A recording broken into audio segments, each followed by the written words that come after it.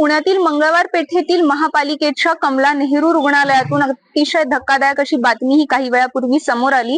ती म्हणजे इथे 3 संशयित आढळून आले आणि हे 3 संशयित अतिरेकी किंवा दहशतवादी असल्याचं म्हटलं गेलं। मात्र आता ते 3 संशयित पुण्यातील परासखाना पोलीस ठाण्यात पोलिसांच्या कस्टडीमध्ये आहेत आणि पोलीस त्यांची तपासणी ही करत आहेत। तर मग काल घटना अशी घडली की 4 जण ही ब्लड टेस्ट साठी कमला नेहरू रुग्णालयामध्ये पोहोचली होती आणि त्या ब्लड टेस्ट झाल्यानंतर ते बाहेर आले आणि बाहेर आल्यावर त्यांनी रुग्णालयाची रेकी केल्याचं काही नागरिकांनी पाहिलं आणि तिकडच्या कर्मचाऱ्यांनी ही गोष्ट पोलिसांना ताबडतोब सांगितली आणि आज पुन्हा ते तिघं ब्लड टेस्ट साठी तिथे पोहोचले असताना कर्मचाऱ्यांनी त्यांना तिथेच बसून ठेवलं। त्यांच्या पेहराव्यावरून लोकांना ते बांगलादेशी असल्याचा संशय आला आणि म्हणून असं म्हटलं गेलं की ते अतिरेकी आहेत। ही सर्व घटना पोलिसांपर्यंत पोहोचल्यावर लगेच पोलीस उपायुक्त संदीप सिंग गिल आणि त्यांचे अधिकारी इथे पोहोचले आणि त्यांनी घटनास्थळी पूर्ण जी काही घटना घडली याची तपासणी केली आणि या तपासणीत असं समोर आलं की ते 3 जण जे आहेत ते बिहारचे रहिवासी आहेत, कारण त्यांच्याकडे बिहारचं आधार कार्ड मिळालं आणि पुण्यामध्ये ते सध्या लोहिया नगर वस्तीमध्ये वास्तव्यात आहेत। मग ताबडतोब त्या 3घांना परासखाना पोलीस स्टेशन मध्ये नेण्यात आला आणि तिथे त्यांची अधिक तपासणी ही सुरू आहे। दरम्यान कमला नेहरू रुग्णालय हे काही वेळासाठी पूर्णपणे बंद करण्यात आलं होतं, तिकडचं कामकाज हे ठप्प झालं। रुग्णालयातील बाह्य रुग्ण विभागात उपचार घेत असलेल्या पेशंट्सला देखील काही वेळासाठी बाहेर ठेवण्यात आलं होतं। तर मग एकंदरीत सगळ्यांचीच तिथे तारांबळ उडल्याचं आपल्याला पाहायला मिळतंय। मात्र सध्या तरी ते 3 अतिरेकी नसून किंवा दहशतवादी नसून ही सर्व अफवा असल्याचं आपल्याला पाहायला मिळतंय, कारण काही वेळापूर्वी सर्व माध्यमांनी असं प्रसारित केलं होतं की ते दहशतवादी आहेत। मात्र पोलिसांच्या तपासणीत हे समोर आलंय की ते दहशतवादी नाहीयेत आणि नक्की ते आता कोण आहेत, त्यांचं बॅकग्राऊंड काय आहे, संपूर्ण प्रकार काय आहे?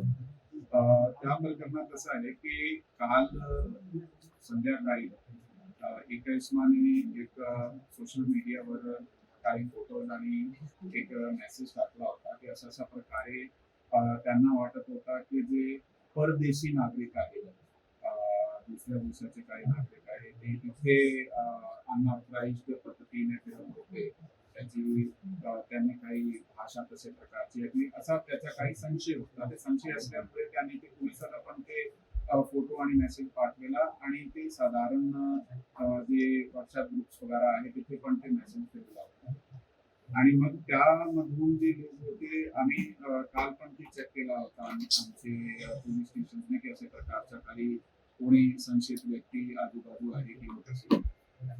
परंतु आज सकाळी जे कमला नेहरू हॉस्पिटल आहे, शासकीय रुग्णालय आहे, त्या ठिकाणी ते 3 संशय आहे ते गेले होते रक्त तपासणी आणि बाकीचे त्याचे वैद्यकीय तपासणीसाठी आणि मग त्या ठिकाणी ती फोटो आणि ती मेसेज हॉस्पिटलचे काही जणांकडे असल्यामुळे त्यांना संशय वाटला।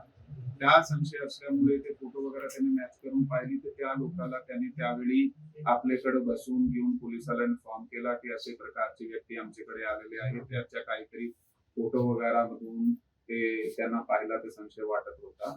पोलीस त्या ठिकाणी गेली, पोलिसांनी त्याच्याकडून विचारपूस केली। विचारपूस केल्यानंतर आम्ही ते विचारपूस करण्यासाठी त्यांना पोलीस स्टेशनला आणलं आहे, कारण नागरिकांनी आणि तिथे काम करणारे जे वैद्यकीय स्टाफ आहे त्यांनी संशय व्यक्त केल्यामुळे आम्ही त्याची जी तपासणी आहे ते करणे गरजेची आहे। त्यामुळे त्याची सध्याची जी व्हेरिफिकेशन चालू आहे त्याच्याकडे त्यांनी जे आधार कार्ड आणि डॉक्युमेंट आमचे समोर सादर केले आहे त्याची आम्ही सध्या चौकशी करीत आहोत की नेमके हा जे ऍड्रेस आणि आधार कार्ड त्याचे आहे ते नेमके कुठले आहे, ते किती दिवसापासून शहरात राहत होते आणि नेमका ते इथे कोणत्या कामासाठी आले।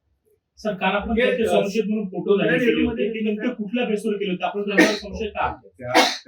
त्यावर असं आहे की जसं मी सांगितलं की ही जे फोटो आहे ही जे नागरिक आहे पुण्याचे त्याच्याकडून काही इसमाकडून हे व्हायरल झाले होते। ते व्हायरल झाल्यामुळे ती आमच्याकडे पण आले होते, त्या फोटो आणि मेसेज आले होते की ते दुसऱ्या देशाचे वाटताय, त्याची भाषा वेशभूषण अशा प्रकारे त्यांना काही संशय वाटला होता। त्यामुळे आता कुठलाही संशयित मेसेज जर आपल्याकडे येत आहे तर ते आपली जबाबदारी आहे की ते आपण सखोलपणे त्याची चौकशी करणे गरजेची आहे। येत्या काळात अजून कुठली माहिती समोर येते यासाठी याबाबतची सर्व अपडेट्स हे आम्ही तुमच्यापर्यंत पोहोचवत राहू. यासाठी माय महानगर लाईव्हला सबस्क्राईब करायला विसरू नका. पुण्यावरून मी साक्षी.